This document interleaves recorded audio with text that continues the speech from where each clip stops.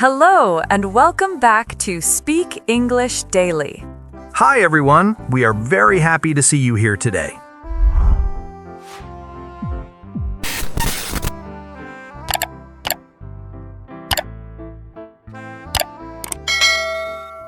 Hello, everyone. If you enjoy calm English conversations like this, take a second to like and subscribe so more learners can find us. I'm Anna. And I'm Mike. We're really glad you're here with us today. Wherever you are right now, just settle in. Maybe you're sitting on your bed, maybe you're walking, maybe your phone is already in your hand. That's okay. You don't have to change anything. Just listen with us for a bit.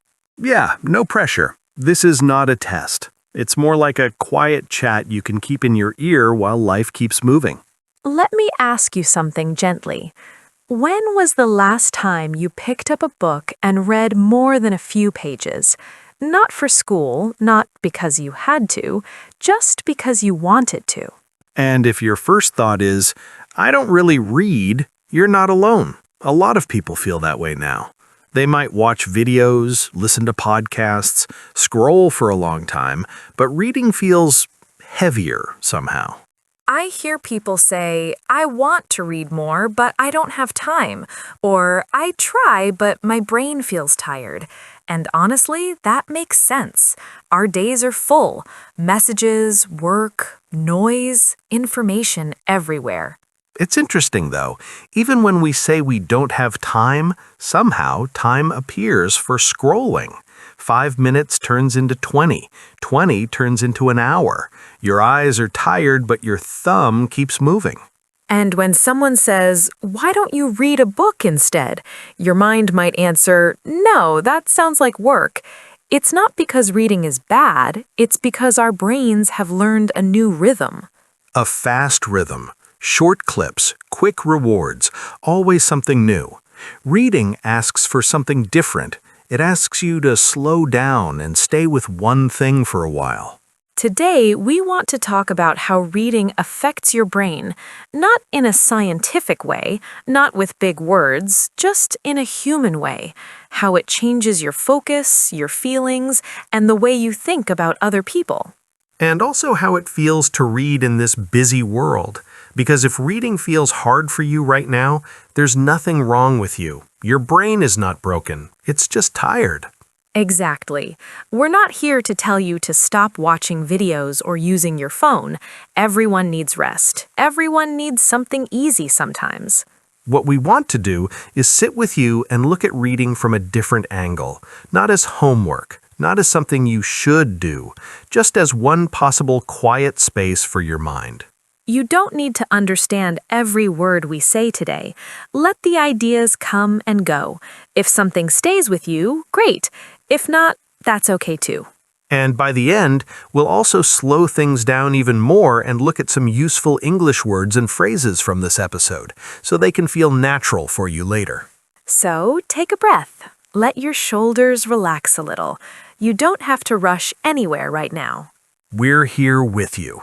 Let's begin. Before we go deeper, I want you to think about something simple. Many people say they don't have time to read, but the day still disappears somehow. Yeah, it's a strange feeling. You look at the clock and think, where did the time go? You didn't really do anything big, but the hours are gone. I've said it myself so many times.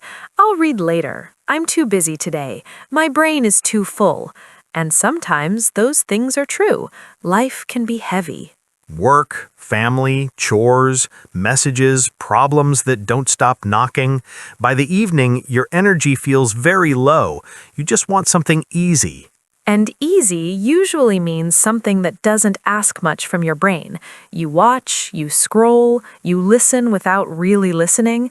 Your mind stays half awake. Reading feels different.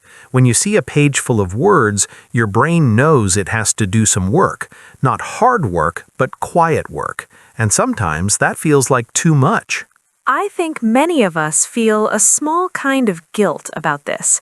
We tell ourselves, I should read more, especially if we're learning English. Reading sounds like the good choice. But then the day ends and you choose the easier thing again, and then the guilt comes back. It's like a loop. Here's the thing. This doesn't mean you're lazy. It doesn't mean you don't care. It means your brain is tired from a very noisy world. We live with constant information, notifications, news, short videos, sounds everywhere. Your brain is always reacting. There's very little quiet. So when reading asks for stillness, your mind pushes back. It says, no, I don't want more effort, even if that effort is gentle. I notice this when I try to read after a long day. I open the book, read 2 paragraphs, and suddenly my hand is reaching for my phone without me thinking about it. Same. It's almost automatic. Not because the book is boring, but because my brain is looking for something faster, something brighter. And phones are designed for that. They give quick rewards, a new image, a new idea, a small hit of interest every few seconds. Reading doesn't work like that. It asks you to stay with one voice, one story, one line after another. That can feel uncomfortable at first. But uncomfortable doesn't mean bad. It just means unfamiliar. Our brains have learned one rhythm, and reading speaks a different language. So here's a question for you, and I really want you to answer it in the comments. When you think about reading, what is the biggest reason you usually stop or avoid it? There's no right or wrong answer. Some people feel bored. Some people feel tired. Some people feel distracted. All of that is normal. The important thing is to notice, not judge. If you can see what stops you, you can understand yourself a little better. And understanding is always the first step before any change. Not pressure, not rules, just awareness. We're not here to say scrolling is bad and reading is good. Life isn't that simple. Sometimes you really do need something light. But reading offers a different kind of rest. Not loud, not fast, a quieter rest that asks you to slow down instead of speeding up. And that's why it feels hard in the beginning, because slowing down feels strange when you're used to moving fast all day. In the next part, we'll talk about what actually happens to your focus when you read, even for a short time. Let's talk about focus for a moment, because this is where many people notice the biggest difference. When your mind feels scattered all day, it's hard to stay with one thing for long.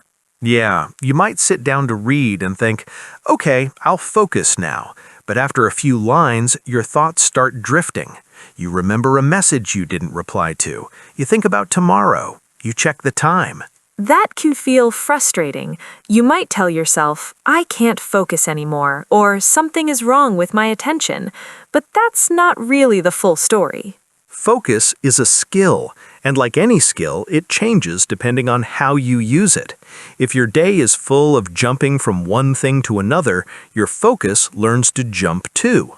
Reading asks your focus to slow down. One sentence leads to the next. One idea stays in your mind a little longer. There are no pop-ups, no sudden changes. At first, your brain doesn't like that. It feels bored or restless. It wants the next thing right away. That's why the beginning can feel uncomfortable. I like to think of it as noise fading slowly. When you first sit down with a book, your head is still full of the day. Thoughts are loud. Everything feels busy. But if you stay with the page for a few minutes, something shifts. The noise doesn't disappear, but it gets quieter. Your thoughts start lining up instead of talking over each other. For me, it feels like walking from a crowded street into a quiet room. At first, the quiet feels strange, almost too empty. And then your body relaxes. Your breathing slows. Your shoulders drop a little without you noticing. This is why even 10 minutes of reading can feel surprisingly calming. Not because reading is magic, but because it gives your attention one place to rest. It's an active kind of rest. Your brain is doing something, but it's not reacting all the time. It's following, not chasing. Over time, this changes how long you can focus. Not in one day, not in 1 week, but slowly, gently.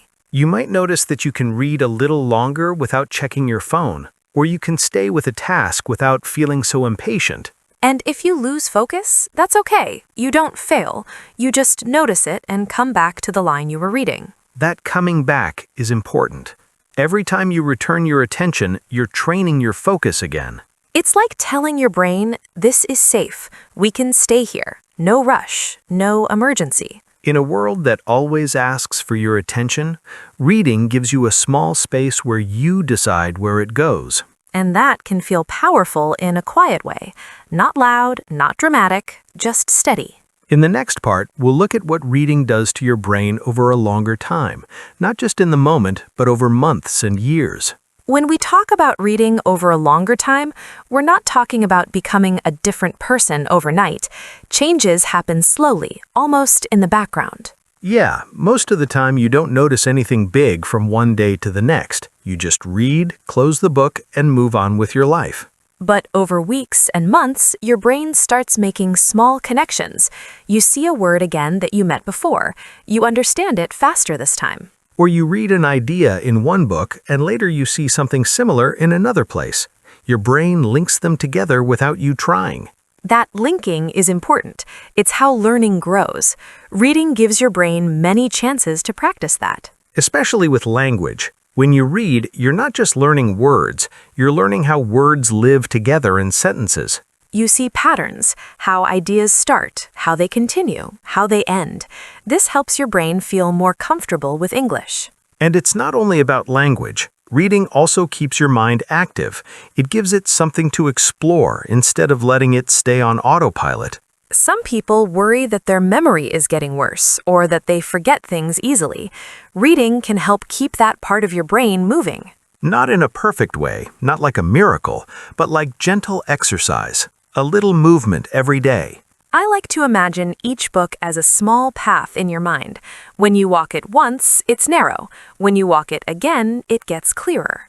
And the more paths you have, the easier it is to move around inside your own thoughts. Ideas don't feel so stuck. This can make learning new things feel less scary. Your brain remembers how to learn, how to stay curious. That's something we don't talk about enough. Reading doesn't just give information, it keeps curiosity alive. And curiosity is what makes life feel bigger, even when your daily routine stays the same. In the next part, we'll talk about something more emotional, what reading does to how we understand other people and ourselves. One thing I didn't expect when I started reading more was how much it changed the way I felt toward other people. Same here. Reading doesn't just stay on the page, it follows you into real life in quiet ways. When you read a story, you spend time inside someone else's thoughts. You see the world from their side, even if their life is very different from yours. I remember reading about a character who made a lot of bad decisions. At first, I was annoyed with them. I kept thinking, why would you do that? But the longer I stayed with the story, the more I understood where those choices came from. Fear, pressure, old wounds. And that changed something for me. I didn't suddenly agree with everything they did, but I understood them more. That's what reading can do. It doesn't tell you who is right or wrong, it lets you sit with the mess. In real life, we don't always get that chance. We see one moment, one action, and we judge quickly. But after reading a lot of stories, it's harder to see people as simple, good or bad, kind or rude. You start to think, maybe there's more behind this. Maybe today is heavy for them. Reading also helps you understand your own feelings better. Sometimes you don't know how to explain what's happening inside you. You just say, I'm fine, or I'm tired, even when that's not the full truth. But then you read a line where a character says something like, I feel empty, or I feel pulled in too many directions. And suddenly you think, that's it. That's what I feel. Having words for your feelings matters, especially in another language. It helps you express instead of just translate. It makes conversations deeper, more honest. You don't just report facts, you share experiences. I think that's one of the quiet gifts of reading. It gives you language for the inside of your life. And when you can understand yourself better, it becomes easier to understand others too. That understanding doesn't make life perfect. People still hurt you, you still get angry. But there's a little more space, a little more patience, a pause before judgment. And that pause can change how a whole day feels. Especially in a world where reactions are fast and emotions run high. When people talk about reading, they often ask the same question, what should I read, as if there is one correct answer. Yeah, like reading has rules. If you choose the wrong book, it doesn't count. I don't believe that. I think reading is personal. What works for one person might feel boring to another. Some people love learning facts, real stories, true experiences. They enjoy reading about history, travel, science, or people who lived very different lives. Others want stories, characters, places that don't exist, or quiet stories about families and everyday moments. And both are completely valid. One is not better than the other. For me, fiction feels like visiting another world without leaving my room. I can slow down and just be there for a while. For me, nonfiction feels like fuel. I read about someone who did something difficult, and it makes me think, maybe I can do my small thing too. Some days I want comfort. Other days I want information. Reading can give both. You also don't have to stay in one category. You can read one kind of book this month and something totally different next month. The important part is that the book feels alive to you, that it pulls you in, even a little. If you force yourself to read something you don't enjoy, reading will start to feel like punishment. And then you'll avoid it again, not because you don't like reading, but because you don't like how it makes you feel. It's okay to stop a book that doesn't work for you. That's not quitting, that's listening to yourself. Reading should feel like an invitation, not an order. When you find something that fits you, reading feels lighter, less effort, more natural. And that makes it easier to come back to it again and again. That's how reading slowly becomes part of your life, not something you push yourself to do. Let's talk about how to actually begin, especially if reading feels hard right now. Not in a big dramatic way, just small, realistic steps you can live with. Because knowing why reading is helpful doesn't always make it easy to do. Exactly.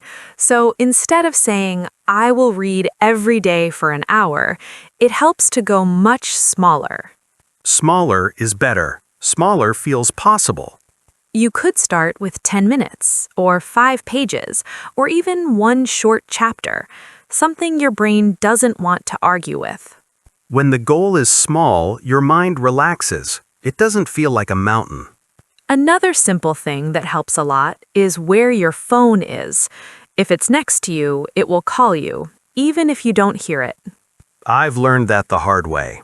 My phone can be silent, face down, and still somehow pull my attention. So if you can, put it in another room, or in a bag, or on a shelf where you can't reach it easily. That one small change makes a big difference. I also like reading at the same time each day, if possible. Not because it's strict, but because my brain starts to recognize the moment. Like a signal. Oh, this is our quiet time. Same place helps too. Same chair, same corner, same light. Your mind learns faster than you think. And then there are days when none of this works. You're tired, you have a lot going on, everything feels heavy. On those days, reading 3 pages is still reading. Even 1 page counts. The goal isn't to be perfect. The goal is to show your brain that slowing down is allowed. You're not trying to become someone else. You're just giving yourself a small pause. And over time, that pause becomes easier to enter. Reading stops feeling like effort and starts feeling familiar. Familiar is powerful. That's how habits grow without force. There's one more idea that often stops people from reading, and I think it's important to talk about it honestly. The idea that reading is not productive enough. Yes, many people feel that if they're not improving something or finishing a task, they're wasting time. Rest starts to feel like a problem instead of a need. I've felt that too. Sitting with a book can feel irresponsible when there are messages to answer and things to do. But a hobby that brings you calm or joy is not a waste. It's part of taking care of yourself. When I read before bed, my sleep is better. My mind doesn't race the same way it does after scrolling. For me, reading slows my body down. My breathing changes. My thoughts stop jumping. It's like pressing a small pause button on the day, not a full stop, just a pause. And while you're resting, your brain is still quietly working. It's learning. It's making connections. So even if you read slowly, even if you only read a little, something good is still happening. You don't need to prove anything. You don't need to earn your rest. Reading doesn't have to make you smarter or better. It can simply make you calmer. And calm is not the opposite of productivity. Sometimes it's what makes everything else possible. Giving yourself that permission can change how you see your time. Especially in a world that always asks you to do more. Before we finish, let's slow things down a little more. You've heard a lot of ideas today, and it's okay if they feel soft or unclear right now. You don't need to hold on to everything. Just let what feels useful stay with you. One thing I like about conversations like this is that they don't ask you to change your life today. They just open a small door. You decide later if you want to walk through it. Reading can be like that too. Not a challenge, not a goal, just an option. An option for a quieter moment in a busy day. And even listening to this right now counts as giving your mind a little space.